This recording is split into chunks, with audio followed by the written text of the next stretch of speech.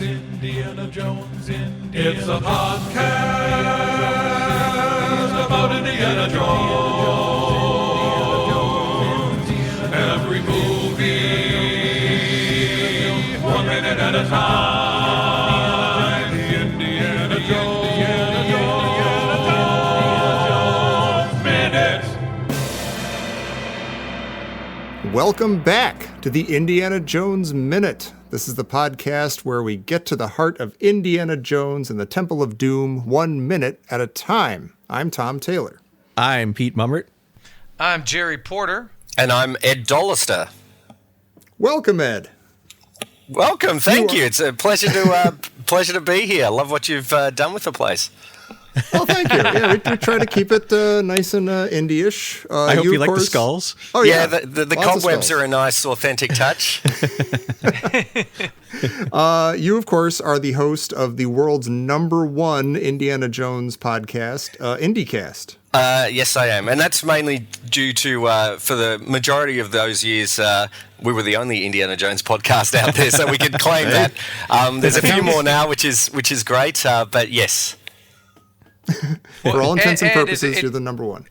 It's true, Ed, that you have all 5 stones. All 5 podcasting stones. Isn't that correct? It's kind of You finally got the podcast last one. domination, right? That's true, and we're moving on to the Infinity Stones as well, so yeah, we'll get onto those. Oh, my God. First, the Indiana Jones Minute will fall, and then, then the Star Wars Minute will be cast down. And then finally, Disney will just sell you the rights to Indiana Jones. Yeah. There you go. We'd get a film out sooner, probably. Yeah, there you go. It's well done. Well done. All right, but before your world domination takes fully hold, we're here to talk about minute 81 of Temple of Doom. And 81 begins with Willie sobbing and pleading with Indiana, and it ends with Indiana chaining her other wrist into the cage. Well, at the very, very beginning, as you said, of this minute 81, we see a fretful Willie plead, Indiana. Indiana, Don't make fun of it. I think it's nice. help us. And look, it's a no-nonsense minute. I agree with you, Tom. It's a totally no-nonsense minute. It's sober. It's a grave moment. And I'm wondering, could you beg and plead, earnestly beg and plead, using any other U.S. state? Like, could you pull that off with, really imagine, Oregon. Oregon. It's like in that moment I realized, I'm like, God, this guy's named after a state in the Midwest. I finally realized, but you're so aware of the way Willie's pleading his name that he's named after a state. And you know what makes me really upset? That makes me upset that his name isn't actually Indiana, that we find out later. I want his actual birth name to be Indiana. I call that's midichlorians. That's just bogus. That's bogus. His name should be Indiana. I don't even know, what is his name? Henry or something like that? Henry. Oh, Yes. Stop it. Stop it. But I like that you guys are talking about how she hits such a different note right here, and it's so serious. Yeah. But right after she says that, you get this great slow turn by Mola Ram, and I love it because it's just like he's finally getting a joke. And I think he heard the funny looking men always looking for their mommies, and I think he just got it. And you see him slowly turn, and he's like, "Are you serious?" And then he's like, it's going to be sweet sacrificing this one after a joke like that. I'm going to enjoy this. Pete, I know the shot you're talking about, and it's a great profile pic of Mola Ram, and he's rocking a serious 80s mullet. And I just call that Mullet Ram. At that shot, he's Mullet Ram. Do you think that's the purpose of the helmet, of the headdress? I do. I mean, he looks like he plays drums for Winger. Yeah, or Spinal Tap or something. Yeah, or maybe like Warrant. But, what's amazing is that, and Pete, you did touch on this earlier, you see that bursting cascade of hair coming off the shrunken head and flowing. Yeah. It's literally it flows halfway down Mola Ram's back. And it begs the question, is that shrunken head Crystal Gale? I was about to say God. the exact same thing. That's funny. I think, unfortunately, somebody got their hands on Crystal Gale and shrunk her head, and because that was like her hallmark was that 30-yard waterfall of hair flowing behind it, and so I did a little bit of research, and I can prove it. Crystal Gale was the first female artist in country music history to reach platinum sales with her 1997 album, or I'm sorry, it was a 1977 album. Wait for it. We Must Believe in Magic. Oh, there you go. Yep, that's Crystal Gale. And what color eyes are the? Are they blue or brown? Yeah, I was gonna say. Yeah, I was waiting for that. I was waiting for "Don't Make My Brown Eyes Blue." I think Yeah. when that's her. Yeah. Don't make my brown eyes blue. My first grade teacher liked that song. You have That's to. I think when you boil the shrunken head, you might lose some of the eye color pigmentation. Either that, or she's like maybe that's kind of a she's talking about I don't want to drink the Kool-Aid. Don't make my brown eyes blue. Don't make me drink it. I don't want to join this cult. Too late. Well, Ed, since these minutes are kind of Willie and Shorty heavy, and since they're sometimes, depending on who you ask, they can be very controversial characters. Where do you stand on these two guys? Look, I think they serve the purpose of the film really well. I mean, when I saw Temple of Doom for the first time, it was quite actually. I'm quite glad that I got these two, this scene with this Indiana Jones minute, because I remember seeing this vividly with my friend Jason Chitty when we went to see it, and we thought Willie Scott was going to die at this point as a 14-year-old kid. We're going, oh my God, she's actually going to, there's no way she can escape from this. So we didn't really mind her character. We just thought, different sort of character, the damsel in distress. So I still don't have a problem with her. I feel that she fits the story better. I am a short round guy. Having said that, I do prefer Sulla to short round as all the companions of Indy or sidekicks. But I think this is a great scene where you can actually, especially where you get to see a little bit of short round get into action mode. And part of me would have loved to have seen a little spin-off, on the streets of Shanghai with short round. I think that would have been a great little, not a prequel, but a sidestep. Maybe an Indiana Jones story if they were doing those in those days. God, I wonder if they agree. will. Like, they're doing all those side Star Wars movies. Oh yeah, that What would if be they'll- awesome. Yeah. After they do 5, I wonder if they'll be like, I bet you short they round will. years or I something. think they will.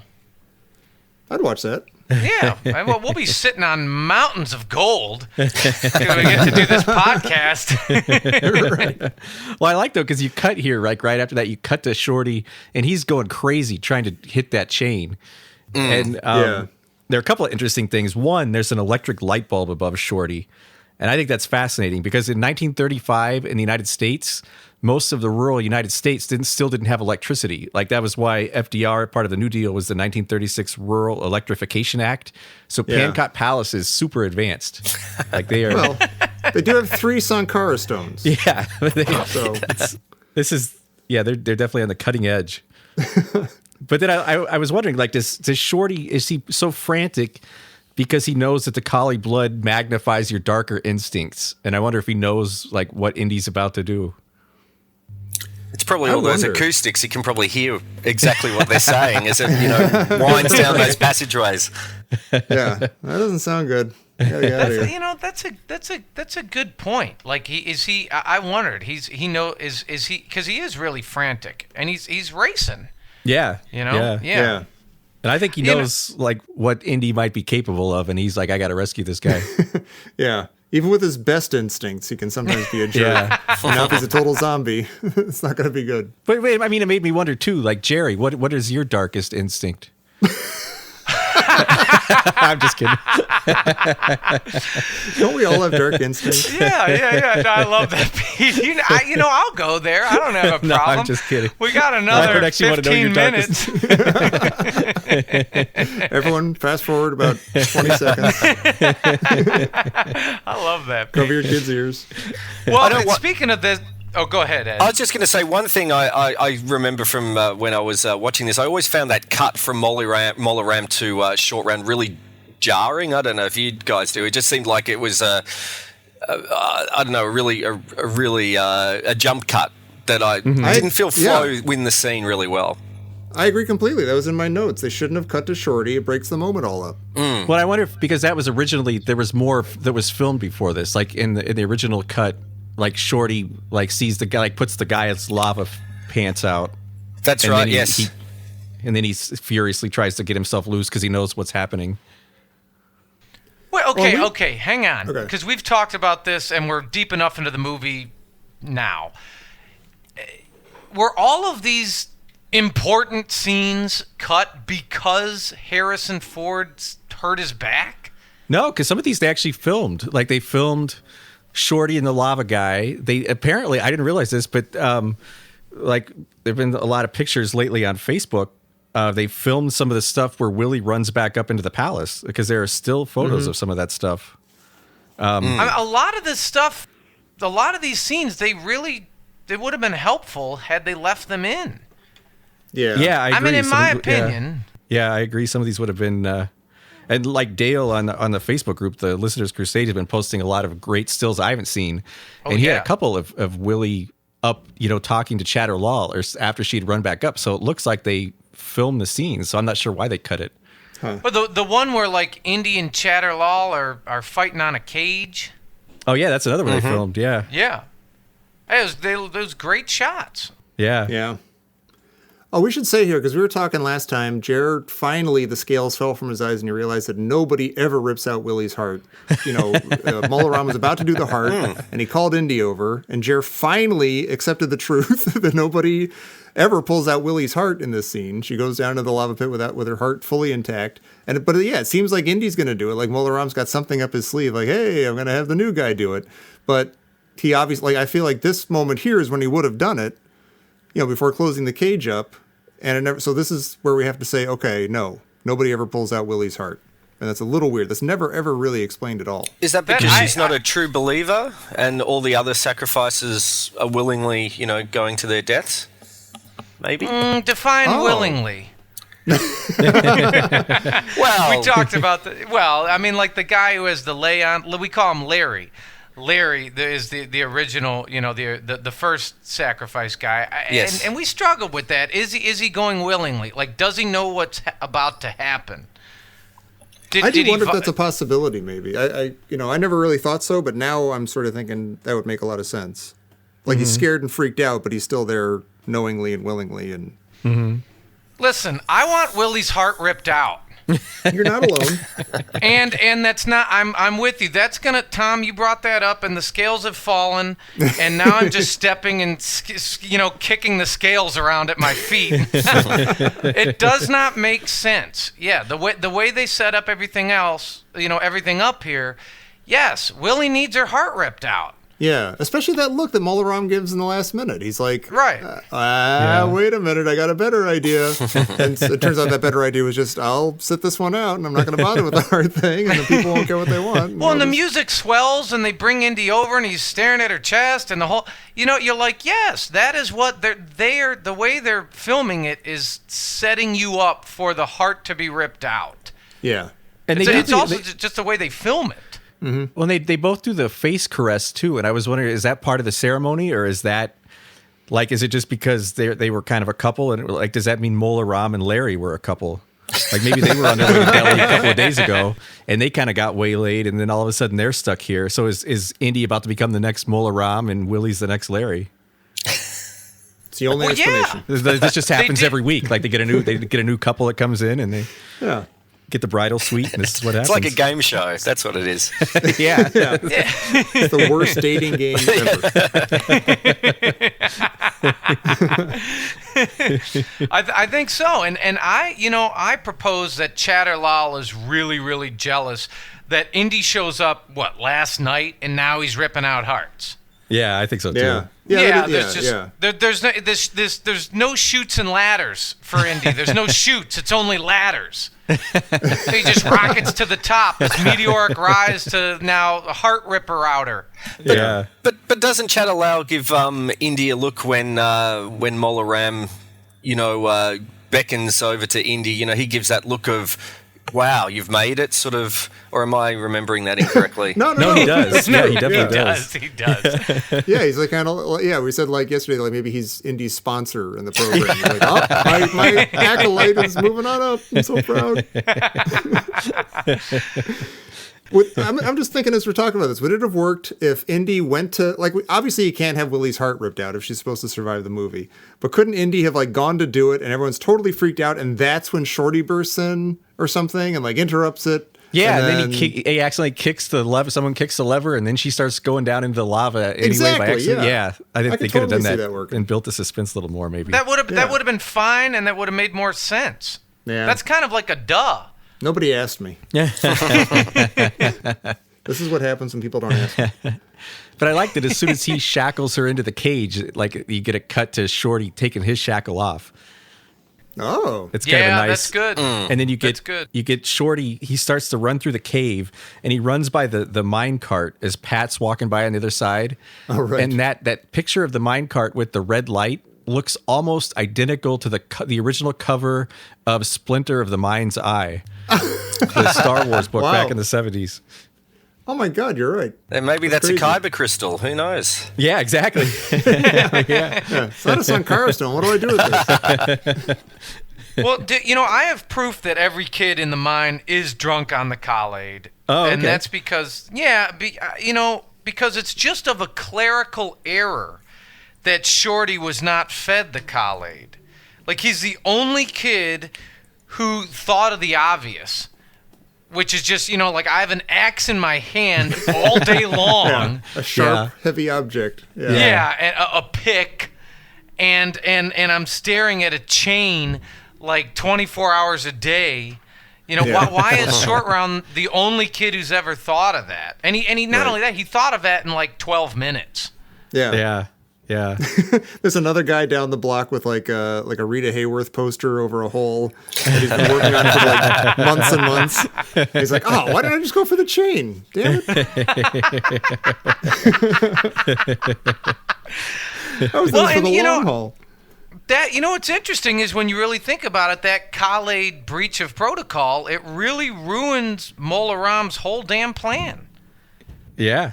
And look, if you're running an institution like the Temple of Doom, I mean, you gotta dot I's and cross T's. Yep. You let Shorty go by without forcing him the Kool-Aid, and that's it. There goes world domination. Oops. But this does again, I think, strengthen my theory that Shorty is the true hero of the movie. Yeah. And he even gets the same kind of hero scene here that Indy gets in Raiders when he rides that horse through the crowd in at Tanis. Like Shorty runs through the kids here, and they're all carrying baskets on their heads, and it's kind of the same kind of scene. Like everyone else is standing around and they don't know what's going on, and you've got the hero like rushing through the crowd, ready to save the day. Is that this minute or the next one? Well, it starts Point here. of He order. starts pushing his way through the kids with the Oh, okay, baskets on yeah. their heads. All And right. by the way, I said it wrong earlier. It cuts from Shorty getting the shackle off and doing that to Indy. Now Indy shackles in Willie. Oh, okay. That's better. Yeah. And a great Darth Vader quote here. Oh, what? Willie says, "No." She's in the same position as Darth Vader as well in that chair She too. is, So Yeah. Yeah. Lucas We'll would talk about never, that in a second. he never throws away anything. Yeah. It's like a poetry. It rhymes. Yep. And if you don't think that's right, stay here till minute 83 and you will be convinced beyond any doubt. I can't wait. Hey Pete, you mentioned the electricity down there in the mine. And Tom, you mentioned they have 3 Sankara stones, so they're cutting edge. But I'm wondering, like, we kind of see, especially in these minutes, in the background of the cave, like the tunnels are kind of lit by this gaseous yellow light. Yeah. Uh-huh. What is that? Tabana gas, I think. Oh, well, that's why I asked.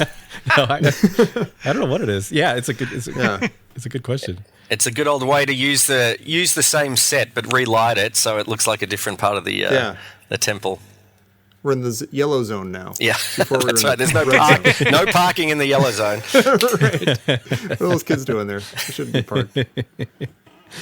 It is like that yellow light. Like it makes you think if it's like sulfur, it must just smell horribly down there. Oh, God. Oh, yeah. That's what I was thinking. I don't think there's a scenario where it smells great in the Temple of Doom, though, to be fair. Oh, I mean, they got the flapestries hanging up all over, and not only that, when they show them flapping, meaning that there's like a nice constant breeze blowing through there, wafting the smells of skin, God. skin, necrotic, eroding don't skin go there, past your nostrils. Oh, my God. No, I don't think it smells good in the Temple of Doom either. I do like at the very end when Mola Ram turns around. Like I think he gets that this is a Darth Vader reference too, because then he turns and looks at her and he just starts cracking up.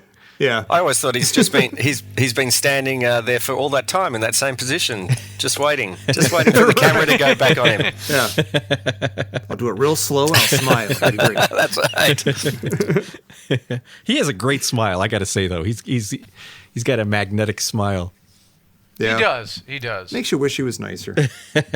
Well, he might have been before he drank the blood. That's true. Yeah. That'll be the other side movie. He's not like Pre-Kali Mola years. Nazis who are inherently evil.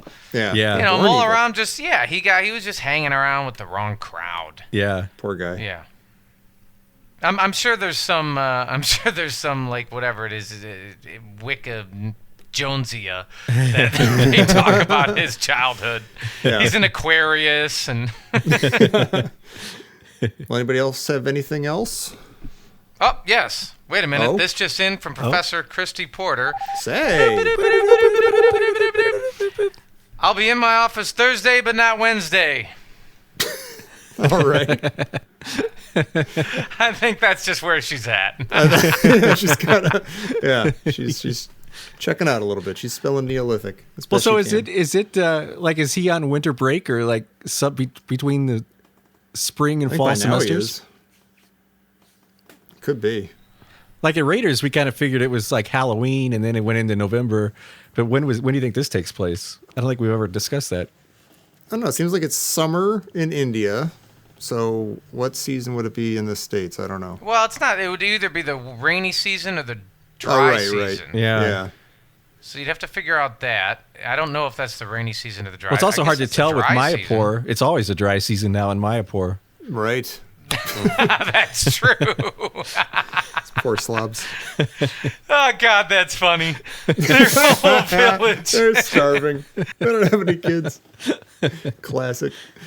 Well, Ed, thanks for joining us for Minute 81. Can you come back? It's a pleasure. Our pleasure, too. Hopefully you can come back tomorrow and join us for more fun. I will set the date. All right. And until then, where can people find you and the IndieCast? Look, the best place is on Facebook. If they just go to do a search for IndieCast, and they can also find us at theindiecast.com or on iTunes or all the regular places, social media and those things. So come and stop by. Awesome. We highly recommend it. It's an Cool, awesome thank you. show. Yeah, definitely. And Pete, where can people come and find our awesome show?